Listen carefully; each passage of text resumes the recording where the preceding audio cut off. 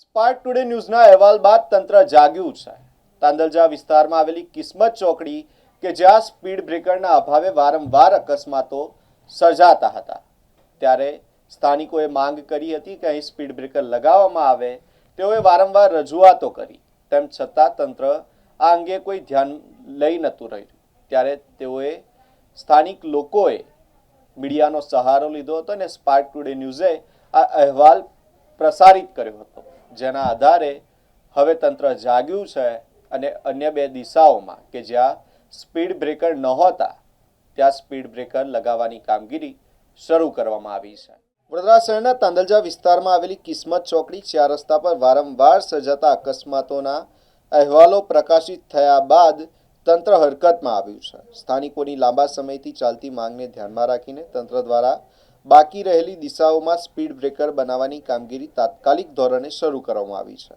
અગાઉ કિસ્મત ચોકડી પર માત્ર 2 બાજુ સ્પીડ બ્રેકર હોવાથી અન્ય 2 દિશાઓમાંથી વાહનો પૂર ઝડપે પસાર થતા હતા અને અકસ્માતનું જોખમ સતત વધી રહ્યું હતું।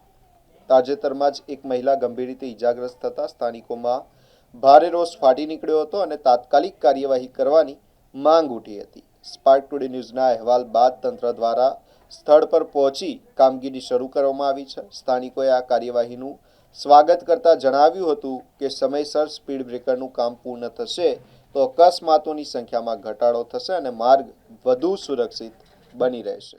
અહીંયા એક્સિડન્ટો વારંવાર થતા હતા અને અમે અહીંયા સ્પીડ બ્રેકરની વારંવાર માંગ કરતા હતા। અહીંયા એક્સિડન્ટો ખરેખર વધારે થતા તો બી માંગ કરવા છતાં બી અહીંયા સ્પીડ બ્રેકર ના મૂકતા હતા, તો અમે સ્પાર્ક ટુડેનો વાળાને બોલાવીને એનું વિડીયો વાયરલ કરતા હતા અને સ્પાર્ક ટુડેના થ્રી અહીંયા અમારે વહેલી તકે બમ્પર મૂકવામાં આવ્યો છે। બસ હવે ચારો તરફ હવે બમ્પર તો મૂકી દીધા છે, હવે ગાડી સ્લો પડશે તો અકસ્માત ઓછા થશે।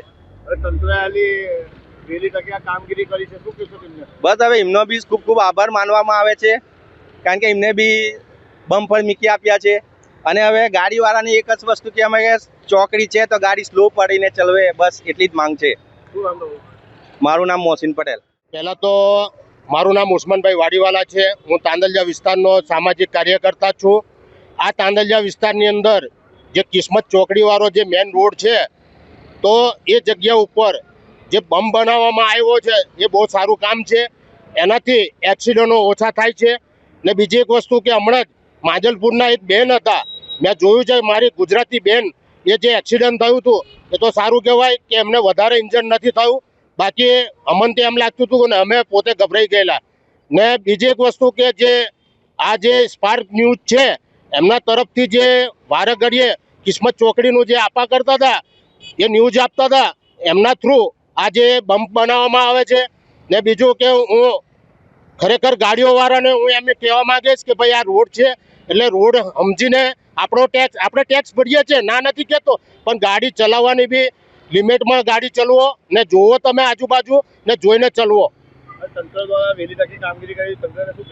હું એમનો ખૂબ ખૂબ આભાર માનું છું ને મેં એન્જિનિયર સાહેબને બી મેં અપીલ કરી છે કે સાહેબ કિસ્મત ચોકડીના જે બમ્પ બાકી છે એનો બમ્પ બનાવી આપો, જરૂરી છે, કેમ કે વારે ઘડી એક્સિડન્ટો થાય છે, એ આપણે જોઈએ જ છે।